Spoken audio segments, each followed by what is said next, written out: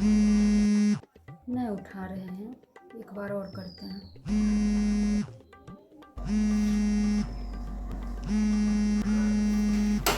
आज सुबह सुबह लक्ष्मी का कॉल। हाँ भाभी, प्रणाम। हाँ खुश रहो। कैसे हैं भाभी? तुम कैसी हो?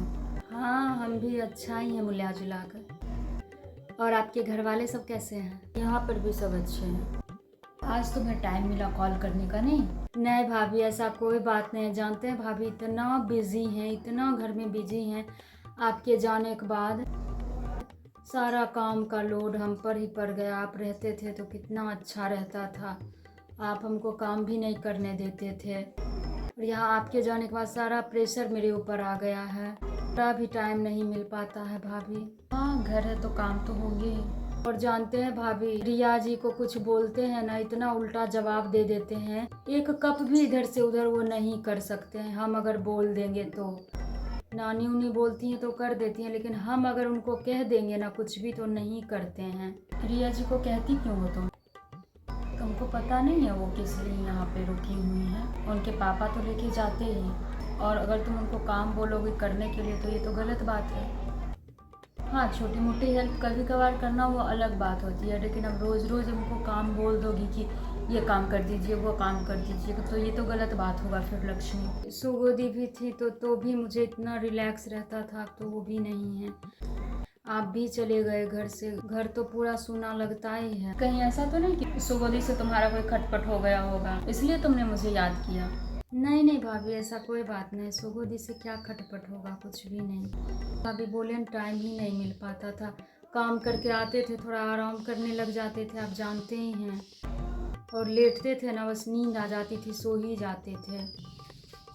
जानते हैं भाभी, बल्कि मौसी ना बहुत मतलब ये ऐसा है ना, बोलना नहीं चाहिए, वो हमसे बड़ी हैं लेकिन चुगली वाला काम वो बहुत करती हैं। अभी क्या हुआ, आपके जाने के बाद हम सोचे कि हम भी मायके चले जाते हैं। ये हमसे बोले हुए थे कि चली जाना मायके, लेकिन जैसे ही बात रखे ना मायके जाने वाला, मतलब मम्मी जी से ये बोले कि मम्मी से बात करवाओ, कहते हैं कि तुम मायके चली जाना। मम्मी जी से फ़ोन डायरेक्ट छीन लिए और बोले नहीं जाना है, हम लोग यहाँ हैं ही, हम लोग सेवा करते हैं ही। अब बताइए क्या सेवा करते हैं गोल की मौसी? दिन रात पैर में तेल लगाते रहते हैं।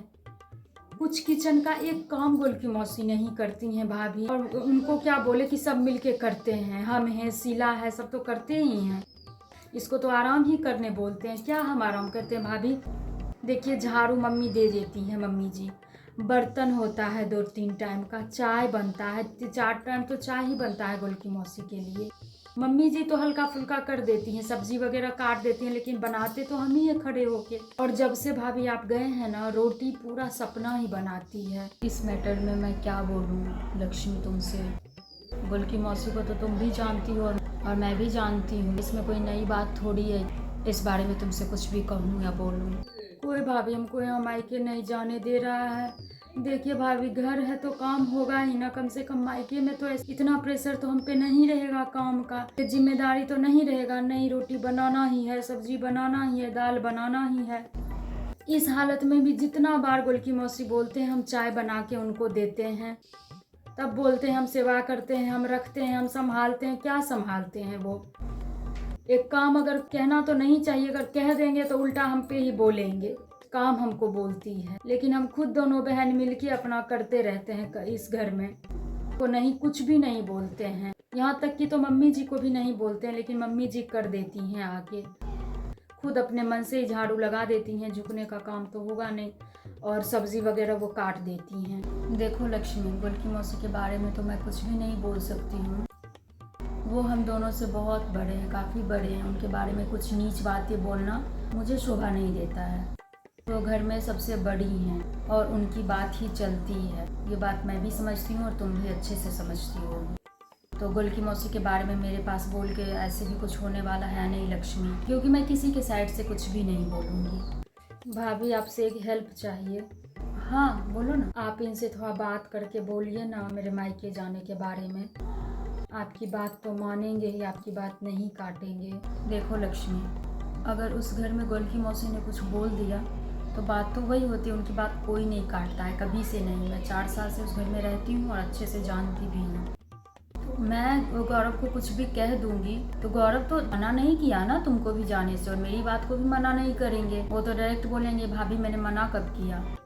गुल्की मौसी की बातों को कोई नहीं काटता है। गौरव को कहने से ऐसे भी कुछ होने वाला है नहीं जब तक गुल्की मौसी नहीं बोल देती है। उन्होंने ठान लिया है कि नहीं, लक्ष्मी को अभी डिलीवरी तक यहीं रहना है, तो वो कभी किसी शर्त पे वो तुम्हें नहीं जाने देंगी। और भाभी जानते हैं कुछ ऐसा नहीं हो सकता है जिससे गुल्की मौसी अपने घर चली जाएं।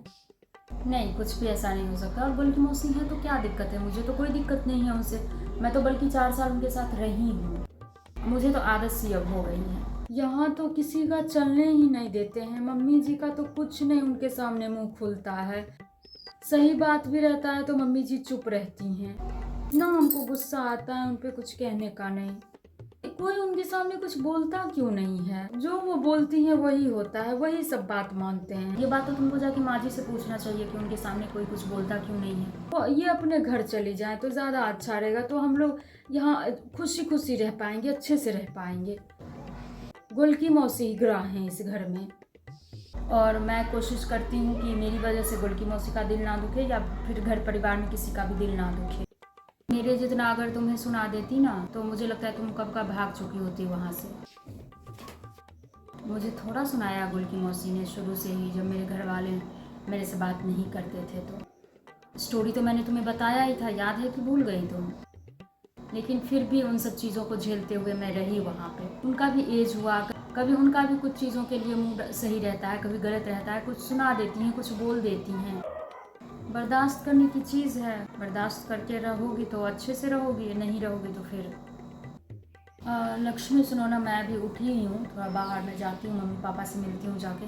ठीक है भाभी, कीजिएगा फिर भाभी फ़ोन। हाँ तुम भी कर लेना, जब टाइम मिले तो खुद ही कर लेना। ठीक है, प्रणाम। ठीक है, बाय, खुश रहो।